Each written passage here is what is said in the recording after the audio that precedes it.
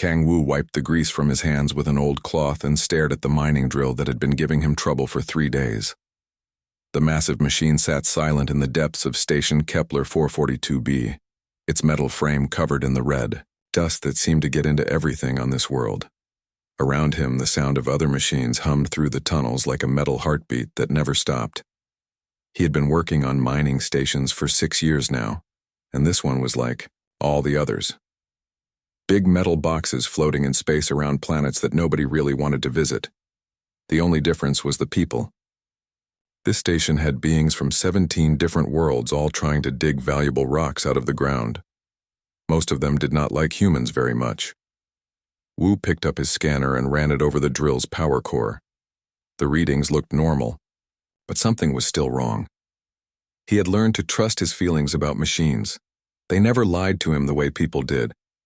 The core temperature was too high by just 2 degrees, but that was enough to cause problems later. The tunnel entrance made a soft hissing sound as someone came down. Wu did not look up. Most beings on the station left him alone, and he liked it that way. Footsteps echoed on the metal floor, getting closer. "The commander wants to see you," said a voice behind him. Wu turned around to see Taemin Park, his supervisor. Taemin was another human, but he talked to the alien crew much more than Wu did. His face looked worried about something. "What does he want?" Wu asked. "I do not know. He just said to bring you to the command center right away." Wu put down his tools and followed Taemin through the tunnels. The station was huge, with passages that went deep into the planet's crust. Mining robots moved past them carrying loads of ore to the processing centers. The air smelled like metal and the cleaning chemicals they used to keep the tunnels safe. They took the elevator up to the main levels where most beings lived and worked. Here, the tunnels were wider and had better lights.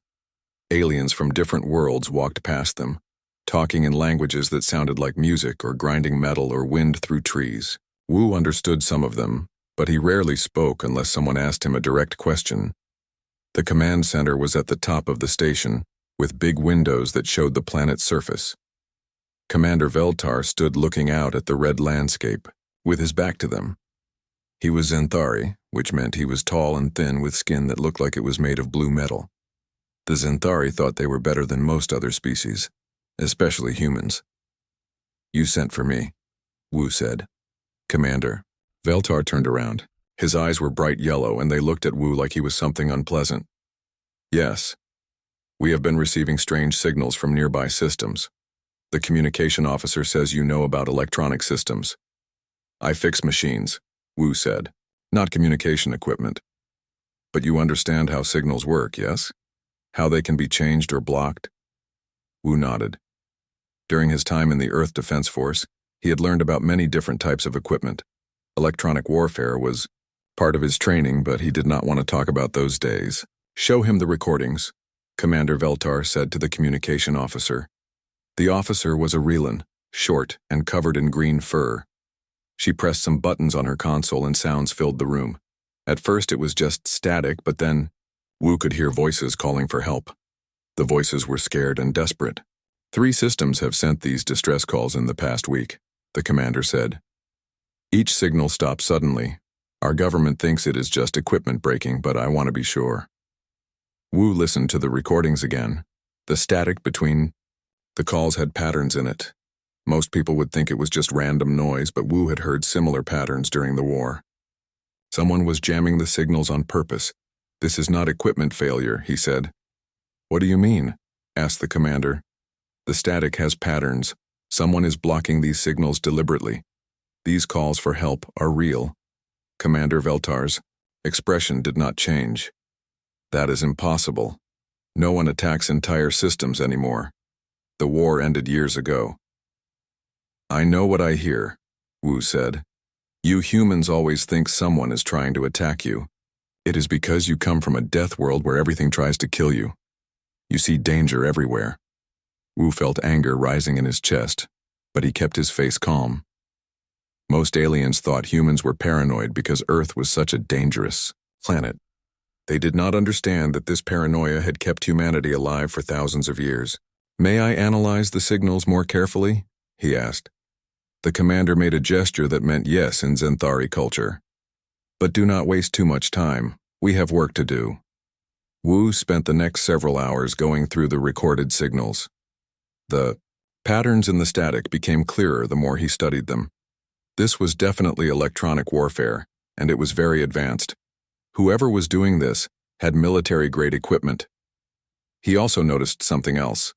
The 3 systems that had sent distress calls were all on trade routes. If someone wanted to attack ships carrying valuable cargo, these would be perfect places to set up ambushes. That evening, Wu went to the station's small cafeteria. Most beings ate in groups with their own species, but Wu always sat alone. He was picking at his food when someone sat down across from him. "Mind if I join you?" asked Dr. Hana Kim. She was the station's xenobiologist and the only other human who had ever tried to be friendly to him. Her job was to study alien life forms and make sure they did not bring dangerous organisms into human space. "Free station," Wu said.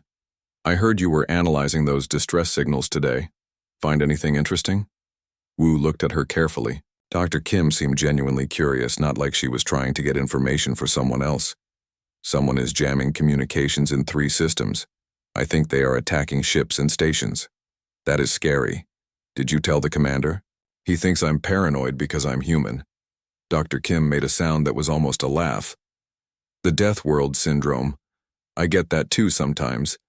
Just because we evolved on a planet with poisonous plants and predators that hunt in packs, they think we see threats everywhere." "Sometimes the threats are real," Wu said. "Yes, sometimes they are." They ate in silence for a while. The cafeteria was full of different beings talking and eating their various foods. Some ate things that looked like plants, others ate meat, and a few ate things that glowed or moved on their plates.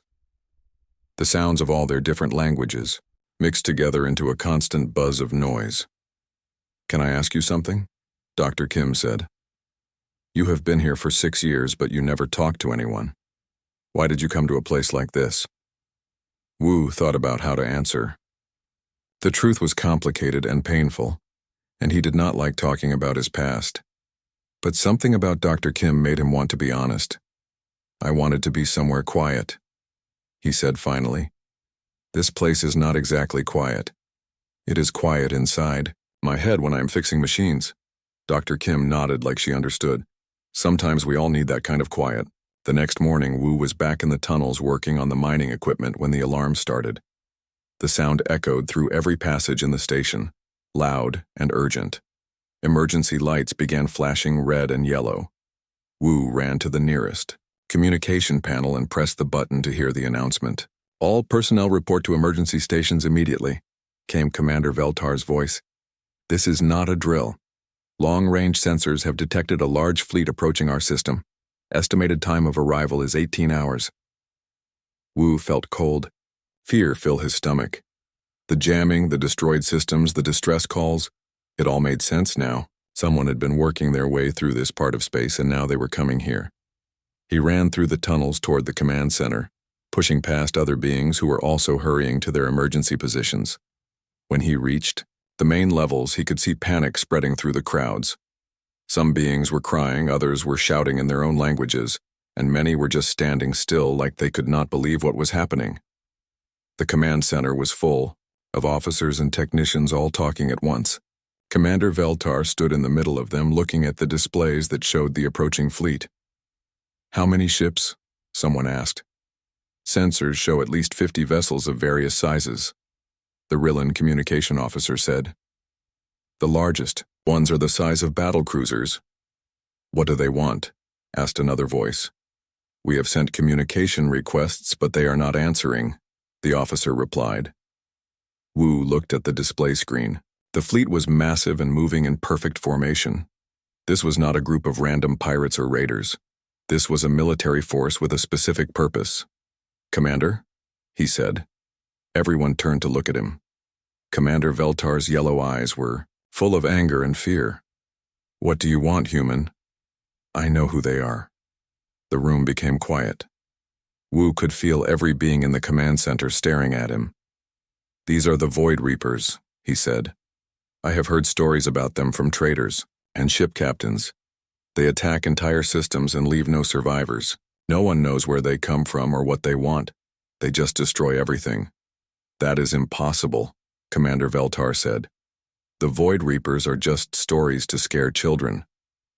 The pattern matches, Wu continued. They jam communications, attack isolated systems, and never leave witnesses. The 3 systems that sent distress calls, I think they're... The transport ships launched 6 hours after the evacuation order came through.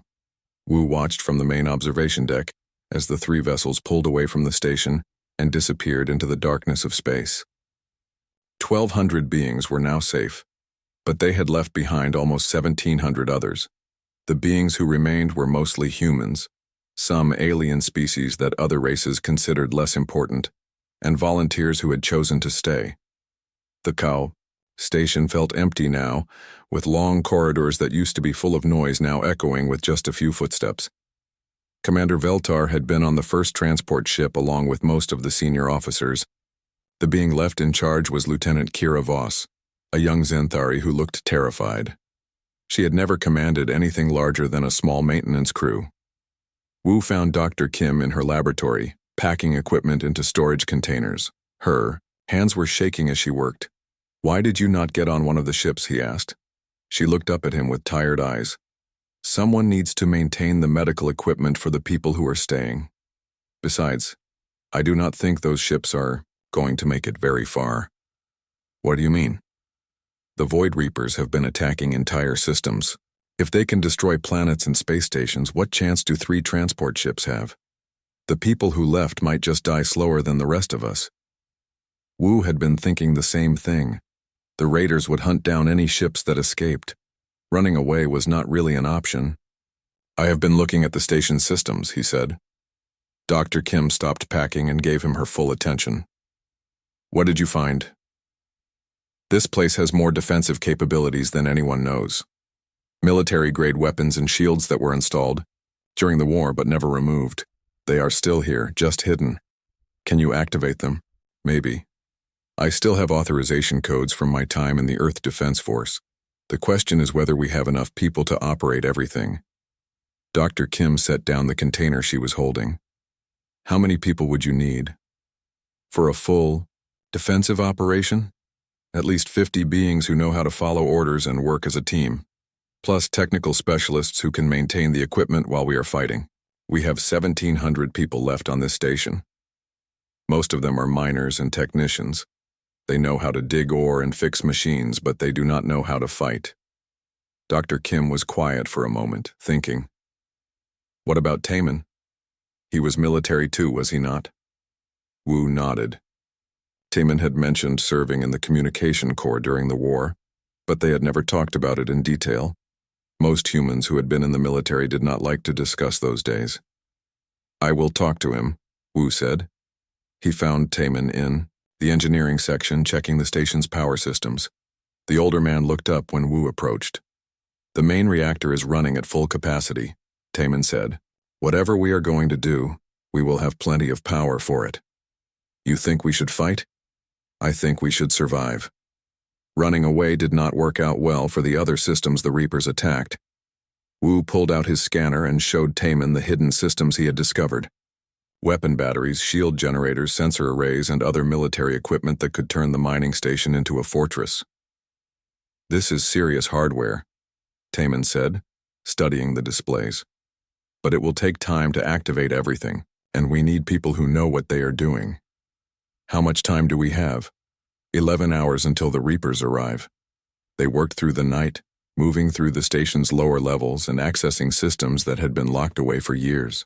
The weapon batteries were hidden behind false walls in the mining sections. Shield generators were built into the station's hull but disguised as normal equipment. Everything was still functional, just waiting for someone with the right codes to turn it on. As they worked, other beings began joining them. Jinwu Seo was a young human miner who had been working on the station for 2 years. He was quiet like Wu, but he had natural leadership skills that made other miners listen to him. "I brought some volunteers," Jinwu said, leading a group of 20 humans and several aliens into the equipment bay. "They want to help." Wu looked at the group. Most of them were young and scared, but they had chosen to stay and fight instead of hiding. That took courage. "This is not going to be easy," he told them. "The Void Reapers are the most dangerous raiders in the galaxy. They have destroyed entire worlds. If we fight them, many of us will die." One of the aliens, a Corvani engineer named Des, stepped forward. "We know the risks, but if we do nothing, we all die anyway. At least this way we have a chance." Dr. Kim joined them an hour later, bringing medical supplies and portable treatment equipment. "I set up emergency medical stations throughout the station," she said. "If people get hurt, we can treat them quickly." As dawn approached on the planet's surface, Wu gathered everyone in the main assembly hall. 1,700 beings filled the space, representing dozens of different species and cultures. Most of them looked frightened, but they were all listening. "The Void Reapers will be here in 8 hours," Wu said, his voice carrying clearly through the hall. "We have found hidden weapons and defenses that can give us a fighting chance. But I need to be honest with you. This is going to be the hardest fight any of us have ever faced." A Trillion merchant raised one of his 4 arms. "Why should we listen to you, human? You are just a maintenance worker." "Because I have fought battles like this before," Wu said. "During the war, I served with the Earth Defense Force. I know how to turn civilian installations into military strongholds. I know how to make raiders pay for every meter of ground they take." He paused, looking out at all the different faces in the crowd. "But I cannot do this alone. We need everyone working together. Engineers to maintain our weapons, medics to treat our wounded, fighters to man our defenses. If even one group fails, we all fail." An older Zenthari female stood up. "What makes you think we can succeed where entire planets have failed?" "Because the Void Reapers expect us to run or surrender," Wu said. "They are used to fighting people who are already defeated before the battle starts. They have never fought. Beings who had time to prepare, who had weapons they did not know about and who had nothing left to lose." The questions and discussions continued for another hour. Some beings wanted to try hiding in the deepest tunnels until the raiders left. Others suggested trying to negotiate or surrender. But gradually, more and more of them began agreeing with Wu's plan. By the time the meeting ended, they had organized the survivors into teams. Combat teams would man the weapon systems. Engineering teams would maintain power and life support. Medical teams would treat casualties. Communication teams would coordinate between different sections of the station. Jin Wu proved to be excellent at organizing the younger beings and getting them to work together. Dr. Kim took charge of the medical operations. Taemin handled the technical systems and communication networks. But as they worked, Wu began receiving reports that made his blood run cold. Long-range sensors were detecting more details about the approaching fleet. The ships were massive, some of them larger than anything in the galactic military. Worst of all, the lead vessel was sending out signals that were disrupting electronic systems across several star systems.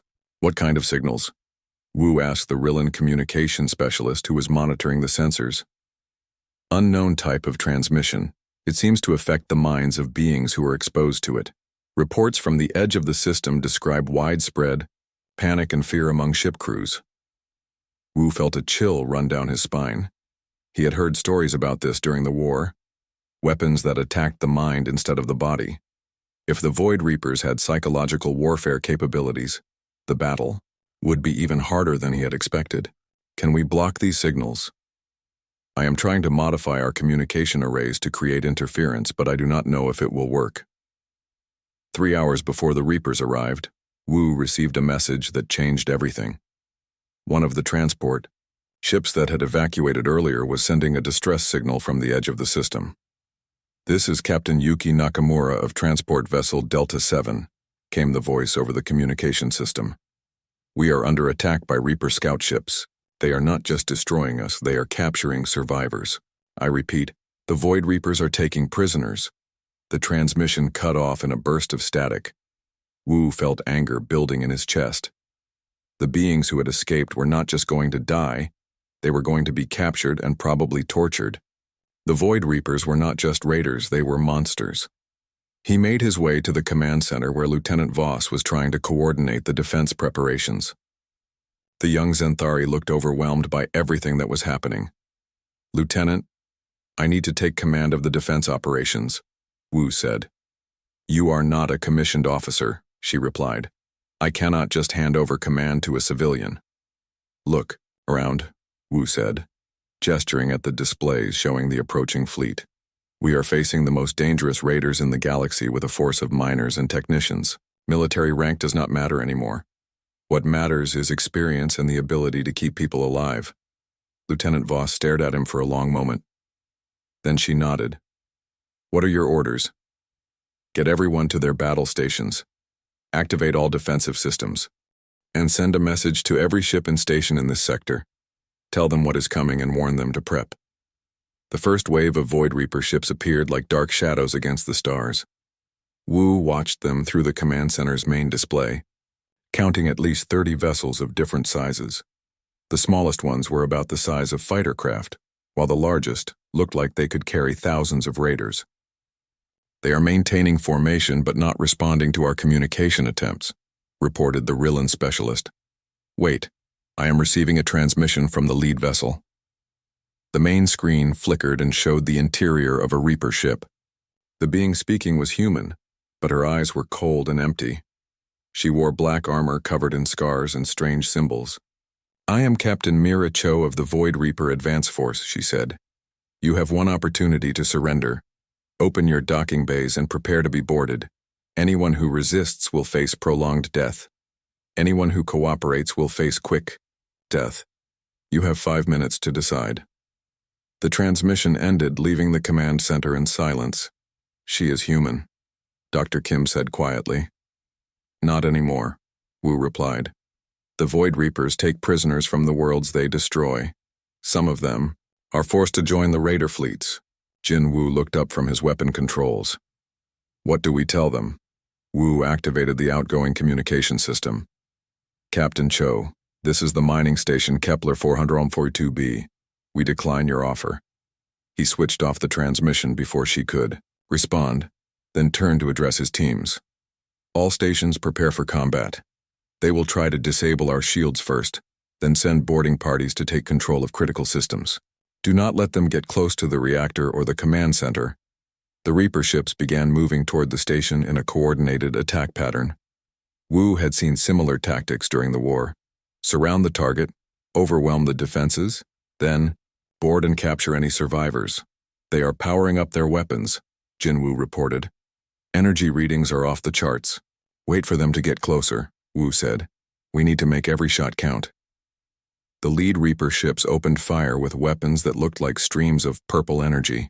The blasts struck the station's shields and caused them to flicker and spark. Warning alarms began sounding throughout the facility. "Shield generators are holding, but they are losing power fast," Dr. Kim announced from the engineering section. "Return fire," Wu ordered. The station's hidden weapon batteries activated for the first time in years. Beams of concentrated energy lanced out toward the Reaper ships, and the first shots found their targets.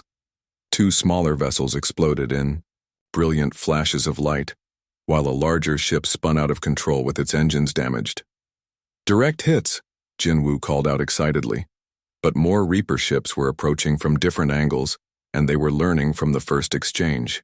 They began using evasive maneuvers and focusing their fire on specific sections of the station's shields. "They are trying to create weak points in our defensive grid," Taman observed from his position at the tactical display. Wu studied the attack pattern. The raiders were experienced and disciplined, but they were also predictable. They followed standard assault tactics that assumed their enemies would panic and make mistakes. "Engineering teams, reroute power from non-essential systems to the shield generators," he ordered. "Weapon teams, target the larger ships first. The smaller ones cannot do as much damage." The battle continued for another 20 minutes. The station's weapons destroyed 4 more Reaper vessels, but the remaining ships were getting closer. Soon, they would be able to dock with the station and send boarding parties inside. "Sir, we have a problem," the Rillan specialist announced. "Long-range sensors are detecting something massive approaching from deep space. It is much larger than the other ships." Wu looked at the sensor readings and felt cold fear settle in his stomach. The approaching vessel was enormous, easily 10 times the size of the largest ship in the current attack force. That must be their flagship, he said. Should we try to retreat deeper into the station? Lieutenant Voss asked. No. If we abandon the outer defenses, they will be able to dock and send hundreds of raiders inside. We need to hold the perimeter, as long as possible. 3 Reaper ships managed to attach themselves to the station's outer hull. Cutting tools began burning through the armor plating, creating entry points for boarding parties. Jin Wu, take a team to Section 7 and stop those boarders, Wu ordered. Use the maintenance tunnels to get behind them. On my way, Jin Wu replied, grabbing a weapon and leading a group of volunteers toward the breach. More Reaper ships were approaching the station. Wu realized they were going to be overwhelmed unless he could find a way to even the odds. Dr. Kim, how are those medical stations working out? We have treated 12 injured personnel so far, mostly minor burns and cuts. Why? I need you to do something dangerous. The station's mining equipment. Can you modify it to work as a weapon? What do you mean? The ore crushers, the drilling, machines, the atmospheric processors. All of that equipment uses tremendous amounts of energy and pressure. If we could redirect that power. Dr. Kim was quiet for a moment, then her voice came back over the communication system with excitement. I understand. We could turn the entire mining operation into a massive weapon system. Exactly. But it would require manual control from the mining levels, and those areas will be dangerous once the raiders get inside. I volunteer to go down there, she said. No, it is too risky. I need you coordinating the medical operations. Wu, I am a xenobiologist. I understand energy systems and biological processes. I can figure out how to weaponize the mining equipment better than anyone else here. Before Wu could argue further, explosions echoed through the station. The first boarding parties had broken through and were fighting Jin Wu's team in the outer corridors. Report, Wu called. We stopped the first wave, but more are coming. Jin Wu's voice crackled over the communication system. They are using some kind of energy weapons that cut through our barricades like paper. Fall back to secondary positions and use the mining robots as cover. Wu made a decision. Dr. Kim, take 2 engineering teams and get to the mining levels. See if you can turn those machines into weapons. Taemin, coordinate fire support for Jin Wu's teams. The battle was spreading throughout the station now. Reaper boarding parties were fighting through the outer sections, while the defenders used every advantage they could find. The narrow corridors made it difficult for the raiders to use their superior numbers, and the mining robots provided mobile cover for the human defenders. But the raiders were experienced fighters with advanced weapons and armor. They pushed deeper into the station despite the resistance. Sir, the massive ship is entering the system, the Relan specialist reported. It is sending out some kind of signal that is affecting our electronics. Wu looked at his scanner and saw that several systems were experiencing interference. The signal was unlike anything he had encountered during the war. It is getting stronger, Taemin announced. Communication between teams is becoming difficult. Then Wu began to feel something else. A creeping sense of fear and despair that seemed to come from nowhere. Around him, other beings were showing signs of panic and confusion. The signal is psychological, he realized. It is designed to break our morale. How do we stop it? Lieutenant Voss asked. Her voice was shaking with fear. We fight through it. Remember your training and focus on your jobs. But the psychological attack was having an effect. Some of the defenders were abandoning their positions and hiding in storage areas. Others were becoming confused and unable to follow orders. Dr. Durr. Kim's voice came over the communication system from the mining levels. I have figured out how to weaponize the ore crushers, but I need 15 minutes to complete the modifications. You may not have 15 minutes, Wu replied. Reaper boarding parties are moving toward your position. Then send me some help. Wu looked around the command center. Most of his experienced fighters were already engaged with raiders in other parts of the station. He would have to go himself. Taemin, you have command. Coordinate our defenses and keep those ships from docking with the main hull. Where are you going? To help Dr. Kim turn this mining station into the galaxy's largest weapon. Wu grabbed his tools and weapons. then made his way through the station's corridors toward the mining levels. The sounds of battle echoed from different directions as his teams fought to keep the raiders contained. The elevator to the mining levels was not working due to the psychological interference from the flagship, so Wu had to climb down through maintenance shafts. The deeper he went, the louder the mining machines became. He found Dr. Kim in the main crusher facility, working frantically to modify the control systems. 2 engineering teams were helping her, but they all looked terrified by the psychological attack. Status report, Wu said. I can redirect the power from all the mining equipment into a single massive energy discharge, Dr. Kim explained. But someone has to stay here to control the timing and direction, and the person operating it will not survive, Wu finished. I understand. There might be another way. If we could overload the planet's mining operation itself, we could create a chain reaction through all the mineral deposits. It would be like turning the entire world into. The energy beam that erupted from the mining facility was like nothing anyone had ever seen. It tore through the station's hull, through the docking connection, and straight into the heart of the massive flagship. For a moment, the entire ship was outlined in brilliant light. Then it exploded. The blast was so powerful that it shook the planet's crust and sent shockwaves through space. Debris from the flagship rained down on the station's outer hull like burning metal rain. Emergency. Alarms screamed throughout every level. Wu was thrown across the mining facility by the explosion's force. When he tried to stand up, he realized he could not move his left arm. Burns covered his hands and face from the radiation released by the improvised weapon. Status report, he called out, but his voice was barely a whisper. Dr. Kim crawled over to him from behind one of the crushers. Her medical scanner showed dangerous radiation levels, but she ignored the warnings. The flagship is destroyed, she said, but the explosion damaged our hull in 17 different places. We are losing atmosphere fast. What about the other Reaper ships? Most of them were caught in the blast. The few that survived are retreating.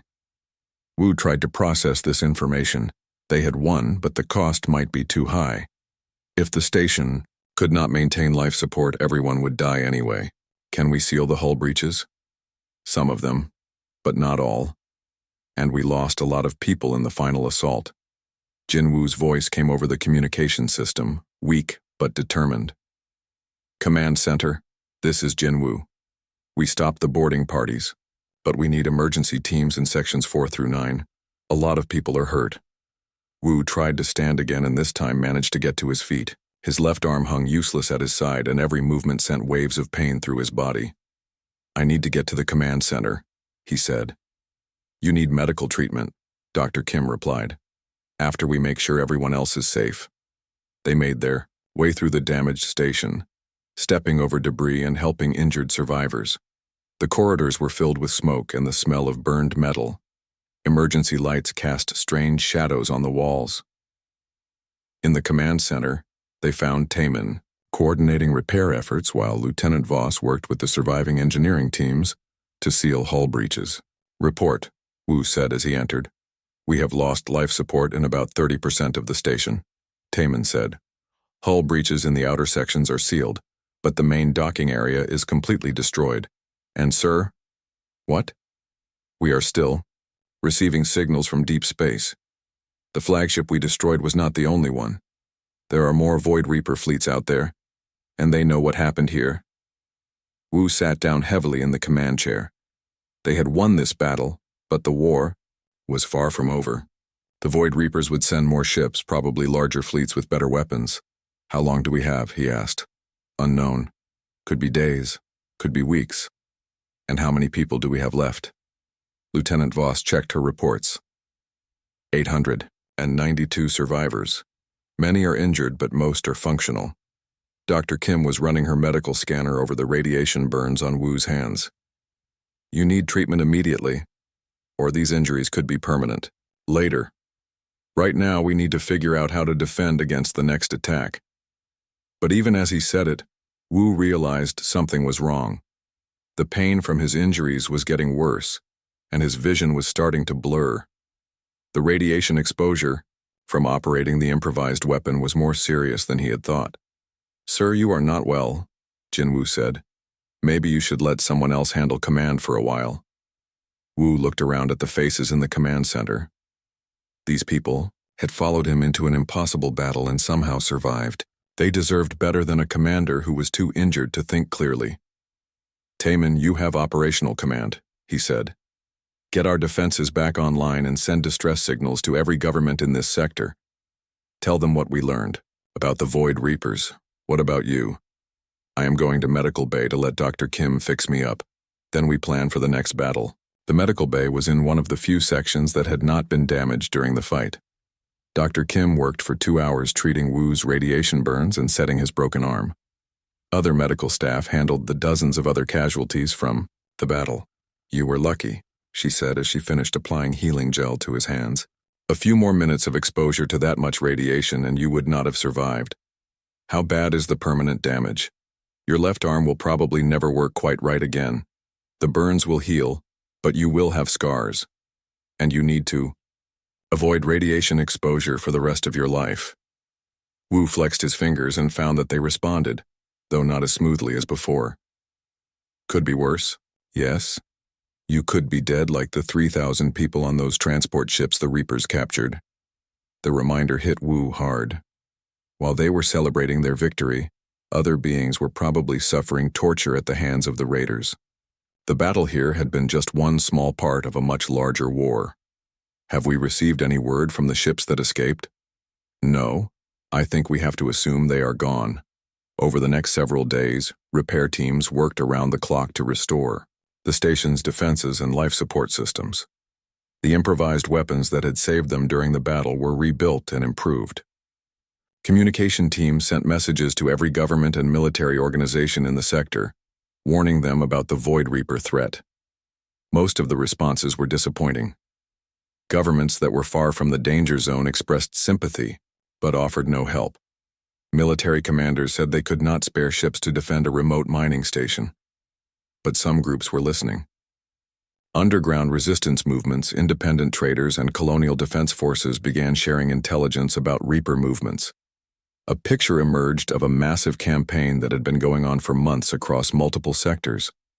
They are not just raiders, Taemin said during one of their planning meetings. This is a coordinated invasion force. They are testing our defenses and looking for weak points. What do they want? Lieutenant Voss asked. I do not think they want anything, Wu replied. I think they just want to destroy everything. Jin Wu had been studying the technical data they had recovered from the destroyed flagship. Some of this technology is not like anything in our databases. The energy signatures are all wrong, and the materials are from outside our galaxy. You mean they are aliens? From another galaxy? Maybe. Or maybe they are something else entirely. Dr. Kim had been analyzing biological samples from the Reaper boarders they had killed during the battle. The human raiders like Captain Mira, Cho were definitely from our galaxy, but some of the other species are unknown. And there is something strange about their genetics. Strange how? They have been modified somehow, enhanced for combat and survival, but also programmed for absolute loyalty. These beings are not just soldiers, they are weapons. The implications were frightening. If the Void Reapers could turn captured beings into programmed warriors, then every person they captured made their forces stronger. 2 weeks after the battle, long-range sensors detected another fleet approaching the system. This one was even larger than the first, with ships that defied classification. The lead vessel is the size of a small moon, the Rillan specialist reported. It is generating energy readings that are off our measurement scale. Wu studied the sensor data from his position in the command center. His injuries had healed enough for him to return to duty, but he still felt weak and tired much of the time. That must be one of their command ships, he said, probably the Void King himself. The Void King? The stories say the Reapers are led by an ancient being that feeds on fear and death. Most people think it is just a legend, but after seeing that psychological weapon they used, the approaching fleet was different from the first attack force. These ships moved in patterns that seemed almost organic, like a school of fish or a flock of birds, and they were broadcasting signals that affected not just electronics but the minds of anyone who tried to study them. "Sir, several of our sensor operators are reporting hallucinations and panic attacks," Dr. Kim announced. "Whatever those ships are broadcasting, it is much stronger than before." Wu felt it too, a creeping sense of hopelessness and terror that seemed to come from the signals themselves. But his experience during the war had taught him to recognize and resist psychological attacks. "All personnel, this is a mental attack," he announced over the station-wide communication system. "Focus on your training and your duties. Do not listen to the fear." But even as he said it, Wu could see that this attack was different. Some of his people were collapsing at their stations, overcome by supernatural terror. Others were abandoning their posts and trying to hide in the deepest parts of the station. "We cannot fight effectively while that thing is broadcasting," Taman said. "It is breaking our people's minds." Wu looked at the tactical display. The enemy fleet was still hours away, but their psychological weapon was already winning the battle for them. "Dr. Kim, is there any way to block those signals?" "I have been working on it, but the transmission method is unlike anything I have seen. It seems to work on quantum frequencies that pass right through normal shielding." "What about the planet itself? Could we use the mineral deposits to create interference?" "Maybe, but it would require setting off controlled explosions throughout the mining network. The explosions that ripped through the planet's crust were like controlled earthquakes." Dr. Kim had placed charges at precise points throughout the mining network, creating a chain reaction that sent shockwaves through every mineral deposit on the world.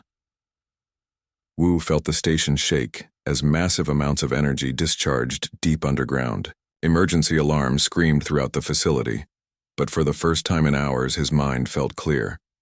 The psychological attack from the approaching fleet had stopped. "It worked," Dr. Kim announced from the geology station. "The quantum interference from the planetary explosions is blocking their mental weapon." "What is the cost?" Wu asked. "The planet is destabilizing. We have maybe 6 hours before the core collapses completely." "And the enemy fleet?" Taman checked the long-range sensors. "Still approaching, but they seem confused. I think they were depending on that psychological weapon more than we realized." Wu looked at the tactical display. The Void Reaper fleet was massive. Dozens of ships, including the moon-sized command vessel. Even without their fear weapon, they had enough firepower to destroy the station many times over. But the planet's instability had given him an idea. "Dr. Kim, can you calculate the exact timing of the core collapse?" "Within about 15 minutes, yes." "Why?" "Because I want to use it as a weapon." She stared at him. "You want to time our attack so the planet explodes just as their fleet arrives?" "Not just that. I want to create a controlled implosion that traps their command ship in a gravity. Well, if we can time it perfectly, we can pull that moon-sized vessel into the planet's core just as it collapses." "That is impossible. The calculations would have to be perfect, and someone would need to stay behind to trigger the final sequence manually." "I will stay behind." "Wu. No. We can find another way." But even as she said it, they all knew there was no other way. The Void King's command ship was too powerful to destroy with conventional weapons. The only chance was to use the planet itself as a trap. Jin Wu spoke up from his position at the weapons console. "Sir, if you are staying behind, then so am I." "No. You have people who depend on you. Get them to safety." "Where?" "The transport ships are gone, and there are no other vessels in the system." Wu realized Jin Wu was right. They had no way to evacuate the survivors even if they wanted to. This station had become their home and their fortress, and they would defend it to the end. "All right," he said. "But we do this smart. Dr. Kim, I need you to set up the final implosion sequence. Taman, coordinate our remaining defenses. Jin Wu, organize the evacuation to the deepest shelters. What about you?" "I stay in the command center and make sure the timing is perfect." Over the next 4 hours, they prepared for the final battle. The surviving defenders moved to protected positions throughout the station. Emergency supplies were distributed to the shelter areas. The remaining weapons were charged and targeted. But most importantly, Dr. Kim worked on the calculations that would determine whether their desperate plan would work. The planetary implosion had to be timed perfectly. Too early and the enemy fleet would escape.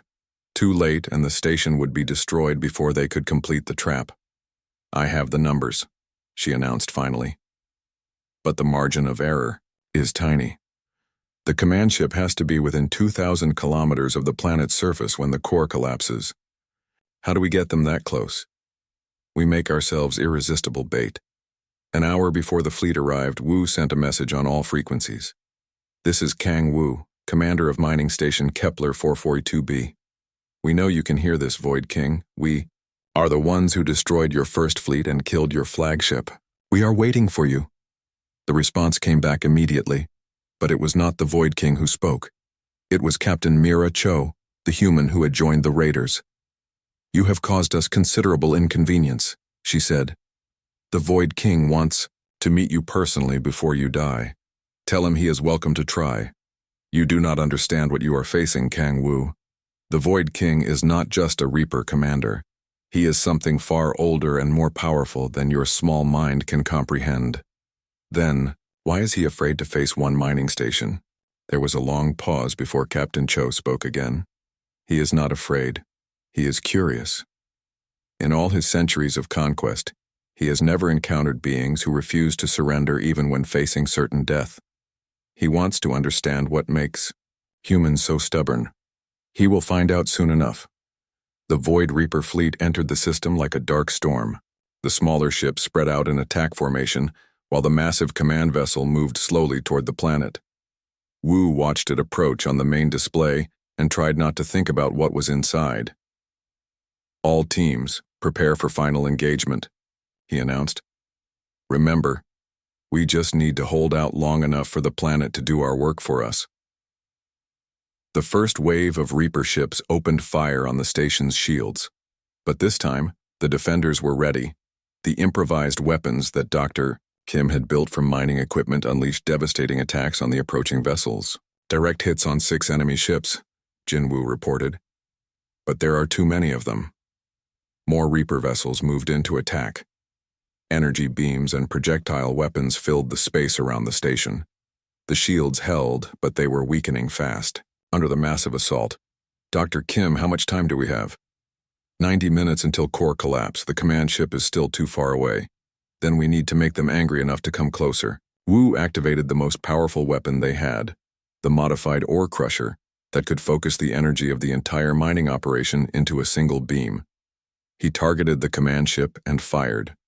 The beam struck the massive vessel and caused it to glow with absorbed energy, but it did not seem to cause any real damage. However, it got the Void King's attention. "You dare attack me directly?" The voice that came over the communication system was like metal grinding against stone. "I am eternal. I have consumed stars and devoured galaxies. Your pathetic weapons cannot harm me." "Maybe not," Wu replied. "But they can annoy you." He fired the beam weapon again, and this time the command ship began moving toward the planet. "Sir, it is working," Dr. Kim said. "The Void King is taking the bait." But the smaller Reaper ships were pressing their attack harder now. Several managed to attach to the station's hull and began cutting through the armor with their boarding tools. "Jinwu, stop those boarding parties. On it." The battle spread throughout the station as Reaper warriors fought their way through the corridors. But the defenders had learned from the first battle. They used the mining equipment as weapons, the maintenance tunnels as ambush points, and their knowledge of the station's layout to maximum advantage. "Command ship is now within 5,000 kilometers," Dr. Kim reported. "Still too far, but it is getting closer."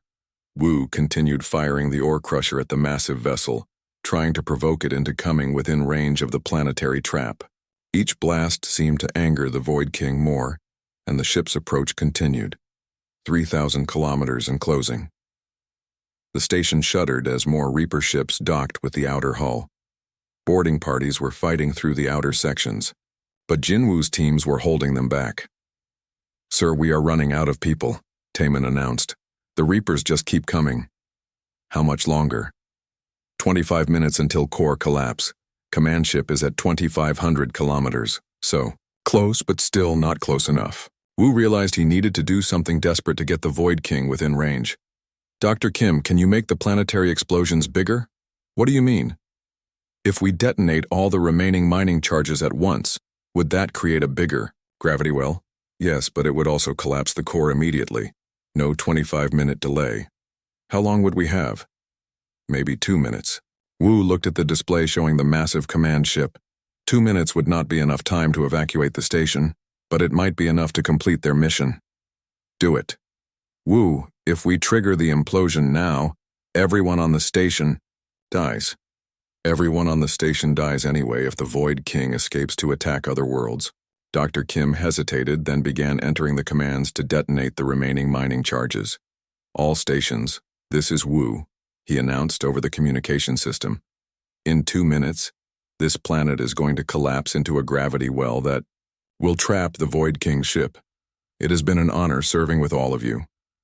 The responses came back from every section of the station. Jin Wu from his battle with the boarding parties, Taemin from the engineering section, Lieutenant Voss from the damaged outer hull, dozens of others from their positions throughout the facility. Honor to serve with you, sir. Give them hell. Wu. See you on the other side. Dr. Kim activated the final detonation sequence. Charges armed. 60 seconds to implosion. The command ship was now within 2,000 kilometers, close enough for the trap to work. But Wu realized something that Dr. Kim had not calculated. The Void King knew what they were planning. You think your sacrifice will stop me? Came the voice over the communication system. I have survived the death of galaxies. The collapse of one small planet means nothing. Maybe, Wu said. But you will be stuck here while it happens. 30 seconds to implosion, Dr. Kim announced. The massive command ship began to turn away, trying to escape.